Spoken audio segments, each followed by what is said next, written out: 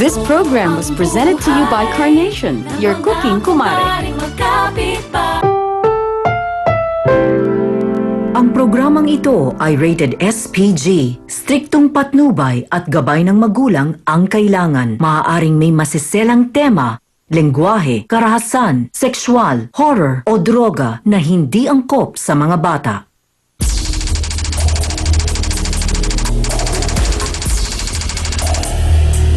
Ngayong umaga, dalawang tindera ng isda, pagalingang bumenta pero sa puso ni Loverboy. Niraan ko talaga siya. Dahil sa ginawa niya nga sa akin, ninakaw yung timbangan ko, sinurot niya pa yung laliping ko. Paninda ko na sabihin niya bulok, wala na akong kinikita. Hinaharang niya yung mga suki ko. Sino ang papakyawin sa kanila ng lalaking pinag-aawayan nila? Kapal na mukha niya, isang ambilasa eh.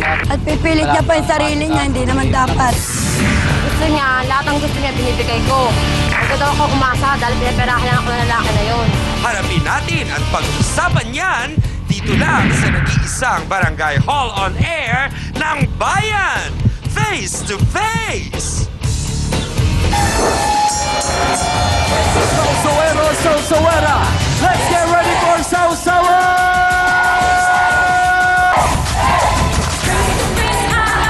Harapan na naman tayo mga kapatid! Sugod na! Isang oras na naman tayong magsasama-sama dahil face to face na! Nako, sana nga sila'y magbate! Wala na sanang labanan! Usapang maayos na lamang! Tara na! Samahan niyo kami! Ang mukha ng buhay, tayo'y magharapin, ating pag-usapan, amidan, awayan at mabukayan. Gusto mo bang makisawsaw-tahan ng kaibigan, pangayan ay solusyonan? Mga kapatid, ano ang sigaw tuwing umaga? Sinong hindi? Ang mga putera! Huwag mong talikuran! Harapin mo face to face! Yeah! At ngayon, eto na ang First Lady ng nag-iisang Barangay Hall on Air, ang pambansang kapitana, Cha Ami Perez! Hello! Good morning sa all of you mga kapatid! Ito na ang ating kwento ngayong araw na ito. Dalawang tindera ng isda nag-aagawan na sa timbangan. Balita ko nagkakanakawan kasi ng jowa. Naku, Hans! Maging ang mga suki ng ating mga bisita, makinig at nang malaman kung sino ba talaga ang dapat nilang problemahin. Naku, Cha, mukhang mahaba-habang ayusan to, ha? Ang dami yatang pinag-aawayan. Naku, ready na kaya ang mga sawsawero? Dapat ready na rin ang mga awat powers ni B1 at B2. Mamamapyaw din tayo ng mga good lessons at good vibes mula kay Attorney Ben Acosta, Dr. Camille Garcia, at kay Father Sunny Merida. Sila ang pinakamamahal nating trio tagapayo. Kaya naman mga kasawsawan mga kapatid, what are we waiting for? Let's make it a come on! Face to face, no!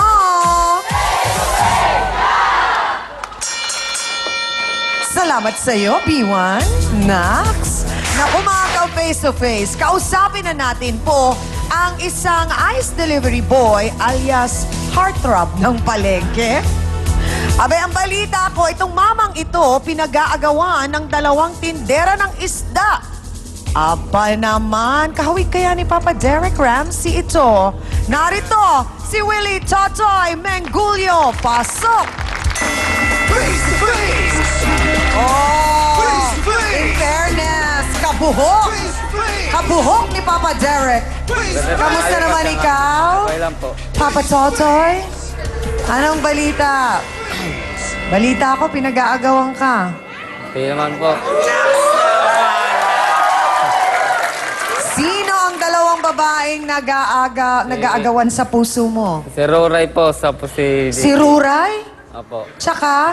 JJ po. Sino? Gigi. Gigi. Abay, bakit na mga ikaw ay pinag-aagawan? Anong ko- nangyari? hindi ko Kwento po mo nga alam sa eh. amin. Sino ba una mong nakilala sa dalawa? Si Roray po. Si Ruray. Okay. Paano kayo nagkakilala nitong si Ruray? Deliver po ako ng yelo sa kanya. Tapos? Hindi ko naman po alam na may gusto siya sa akin kasi po... May gusto sa'yo! Nagbibigay po Okay, ng pera kailan eh. mo nalaman na may gusto pala sa'yo si Aruray? Noong September 28 po. Okay, paano mo nalaman? Sinabi po niya sa akin. Sinabi sa'yo, hindi mo naramdaman? Hindi po. Hindi mo natunugan? Hindi po. Sinabi sa'yo ng Sinabi po diretsahan? sa- Paano sinabi? Na meron po siyang gusto sa akin. Gusto niya po ako. Oh, anong naramdaman mo? Kinilig Wala po. ka? Wala po. Wala po. Hindi ka ako kinilig? naramdaman. Hindi po. O anong naramdaman mo? Wala lang po. Hoy, kay bato naman ang puso mo? Wala kang Wala naramdaman? po ako naramdaman sa kanya. Dahil maruming Okay. tao siya. Hindi So, hindi kayo naging kayo ni Aruray? po talaga. Hindi kayo na... hindi kayo nagkatuluyan? Hindi po. Hindi mo siya niligawan? Wala po hindi may pala. sabi nun. Hindi mo siya sinagot? Hindi po. Hindi naman ako nanligaw sa kanya. Ba't ako sasagot? Okay. Pero Totoy, iba ang nabalitaan ko. May mga narinig akong kwento na nagsama kayo sa iisang bubong. Bakit? Gawa-gawa na lang po niya yun. Ha? Hindi naman po totoo. Paano niya nagsama ginawa-gawa yun kung ikaw ang katabi sa kama? kami. Hindi naman po kami nagtabi niya sa kami. Hindi naman po Walang kami nagtabi. ganon, walang something. Wala. Wala po something. Okay. Diretsa ang tanong, Totoy. Hindi ka tumira sa bahay ni Aruray? Tumira po. Oo. Bakit ka tumira doon kung hindi mo siya type? Eh kung wala naman din po ako matutulugan eh. Oh! So, ibig mong sabihin, nakituloy ka lang. Nagtuloy lang po. Malinaw ba sa kanya yun na nakikitira ka lang? Ano po, malinaw lang po sa kanya. Nagbayad ka ba? Hindi po. Oh! Ako po ang binibigyan niya eh. Wow! Magkano binibigay niya sa'yo? Binigyan niya ako ng pangkain, 500, Aha. pabiling damit. Okay. Mahalagang maitanong ko ito, Totoy, kasi baka ang pangunawa ni Aruray, may relasyon kayo, hindi kaya? Siguro po. O ganun baka ang medyo naisip may niya. pinarating kang ibang senyales na ang unawa niya ay kayo. Wala Unfair naman ata na ganun. Wala naman po ako pinaparating na ganun. Hindi mo siya tinext? Hindi po. Wala po text. Di ka nag-I Okay. So ito namang si Gigi, kailan mo to nakilala? Nung sabay-sabay po yan sila. Kasi Aha! lahat po sila pinagdideliveran ko ng yelo. Okay. Anong pinagkaiba ni Gigi kay Aruray? Ikaw, malinis po si Gigi. Siya po masikaso po. Sa katawan, Aha. bahay. Okay, gaano ka katagal tumira kila Aruray? Kasi 28 po naging kami ni Ruray. Oh, naging pala kayo eh. Oh, ikaw you're joking me. Sabi mo, huli. O, kita mo? Huli ka sa sarili mong bibig. Sabi mo, naging kayo. Mag-a-apply na talaga ako sa NBI, ha? Hindi po totoong kami. Wala naman ako tinanong kung sila. Ang sabi mo, naging kami. Oh, ikaw kusa nagbigay ng impormasyon. Kailan kayo naging kayo? 28 Nang anong buwan? September. Oh, last year. Oh. Tapos nung makilala ko si Gigi, December 23, birthday ko po yun. Niyaya ko po December. 23. Mag-inuman. Aha. Pumunta po kami doon sa link. Pero kayo pa ba ni Aruray noon? Opo kami. So, ibig sabihin, nung nakilala mo si Geraldine, kayo pa nung Aruray. So, nalaman ni Aruray na kayo na ni Gigi? Opo, nalaman niya na rin. Paano nalaman? Dahil po may nakakita po sa amin na meron kaming ginagawa ni Gigi. Sinong nakakita sa inyo? Perlita po. Saan kayo Sa may nakita? likod po ng CR. Nasa likod kayo ng... CR po. Oh. At ano naman ang ginagawa niyo ni Gigi doon? Something lang. So parang ang sinasabi mo, mas gusto mo talaga si Gigi kaysa... Isa po kay Roray. Oh, ba't hindi ka na lang nagpaalam ng maayos kay Aruray? Paalam. Ha? Aba, nahuli po daw siya ng isang babaeng ang pangalan ay Perlita. Ano kaya talaga yung nahuli niya? At para maikwento niya sa atin ng eksaktong-eksakto ang mga naging pangyayari, narito po si Perlita Piñero. Pasok!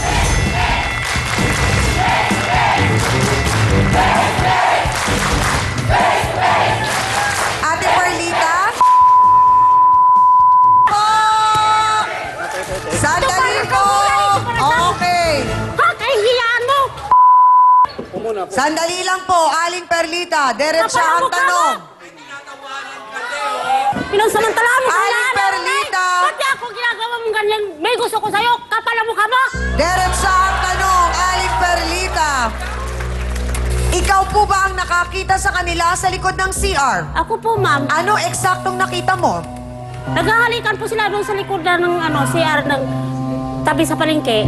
Sinabi niyo po ba kagad kay Arura yung nakita niyo? Hindi pa ko sinabi noon dahil ang gusto kong mangyari po, ma'am, si Aruray mismo makakita sa kanila. At yun ang tanong ng lahat. Nahuli na nga ba kaya nitong si Aruray, si Totoy, the lover boy, kasama si Gigi? Yan ang aalamin natin. Pakatutukan po ninyo, magbabalik ang Face to Face.